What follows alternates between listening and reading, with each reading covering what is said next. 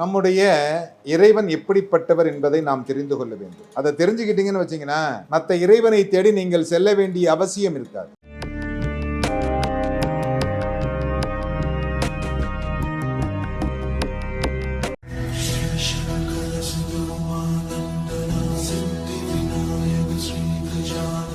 பரசுராம பரசுராம ஜமதக்னி ராமா பரசுராமா பரசுராமா ரேணுகாராமா. எல்லாம் வல்ல மூகாம்பிகையினுடைய அருளோடு இன்றைய சிந்தனைகள். ஆதி கடவுரின் வாழ்வே அமுதீசர் ஒருபாலும் அகலாத சுகபாணி அருள்வாமி அபிராமி உமையே. இந்த ஆதி கடவுர் இருக்கே, எவ்வளவோ விஷயங்களை அந்த இடத்திலே சிவபெருமான் நிகழ்த்தி இருக்கிறார்.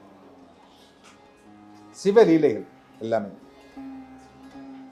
இப்ப நம்ம போய் ஒருத்தட்ட ஒரு 500 ரூபாய் பணம் கேட்கிறோம்னு வச்சுங்க, அவர் என்ன சொல்லுவாரு? உடனே கொடுக்க மாட்டார். ஒரு 2 நாள் போகட்டும் சாமி தர்றேன், தம்பி 2 நாள் போகட்டும் தம்பி, சம்பளம் வரட்டும் தர்றேன் அப்படின்னு. நம்ம குழந்தைங்கள்ட்ட ஒரு தண்ணி கொடுன்னு கேட்குறோன்னு வச்சுங்களேன், என்ன சொல்லுவான்? செல்போனை கையில் வச்சுக்கிட்டு, அப்பா ரொம்ப பிஸியாக இருக்கேன்ப்பா, நீயே போய் எடுத்துக்க.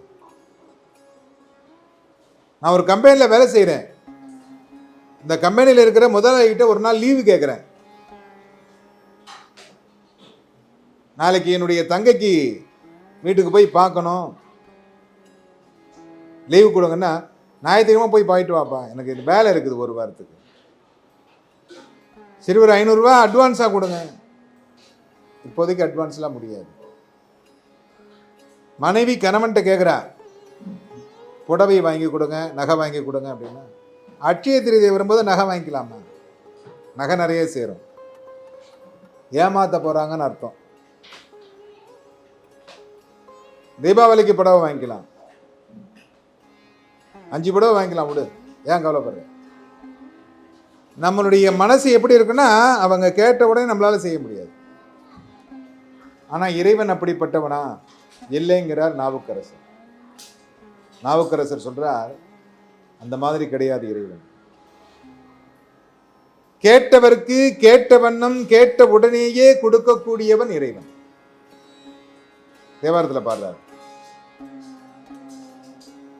நீ என்ன கேட்கிறியோ அதை உடனே கொடுத்துருவாராம் இறைவன். அதுவும் யாரு? கடவுரில் இருக்கக்கூடியவர் உடனே கொடுத்தார். அமிர்தகடேஸ்வரர் உடனே கொடுத்துருவார். ஏன்னா திருநாவுக்கரசர் சொல்றார், தன்னை நோக்கி தொழ தெழு வர்க்கெல்லாம் இல்லை எண்ணாமல் கொடுக்கக்கூடியவன் கடவுராணி அப்படின்னு சொல்றார். அப்படிப்பட்ட கடவுரில் இருக்கக்கூடிய சிவபெருமான்.